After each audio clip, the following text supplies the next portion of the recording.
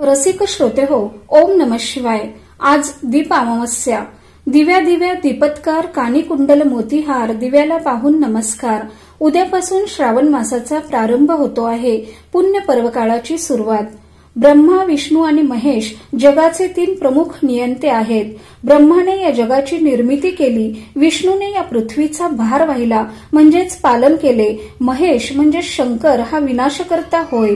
या जगताचं संपूर्ण संतुलन सांभाळण्याची कसरत श्री शंकरांना करावी लागते।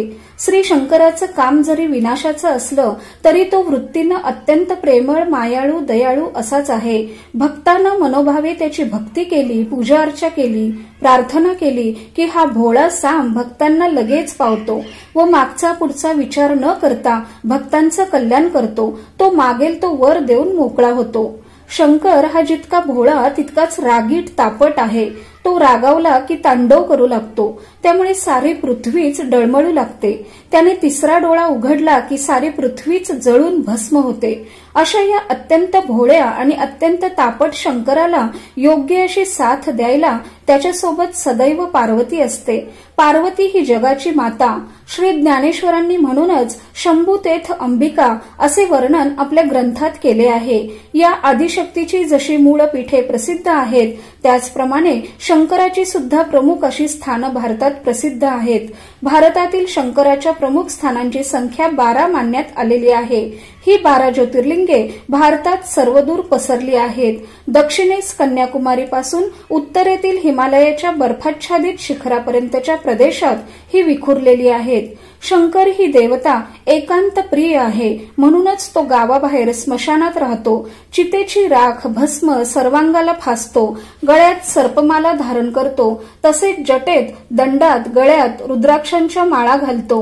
व्याघ्रचर्म अंगावर धारण करतो तर गजचर्मावर बसतो। जटेत गंगा धारण केली आहे तर कपाळावर चंद्रकोर धारण केलेली आहे। तो गावाबाहेर राहत असला तरी निसर्गरम्य वातावरण त्याला फार फार आवडते। त्याला संपत्तीचा, रत्नांचा, सोन्या नाण्यांचा मोह अजिबात नाही। शंकराची पत्नी पार्वती ही तर निसर्गकन्याच, हिमालयाची मुलगी। पार्वती म्हणजे सौंदर्याचा साक्षात पुतळा। तीच आदिशक्ती, तीच आदिमाया। तिच्या इच्छेनेच या जगताची निर्मिती झाली आणि तीच भगवान शंकरांकडून जगाचे नियंत्रण करविते। तर रसिक हो, श्रवणम कीर्तनम वंदे शिवस्मरणम पादसेवनम अर्चनम वंदनम दास्य सख्यात्म निवेदनम।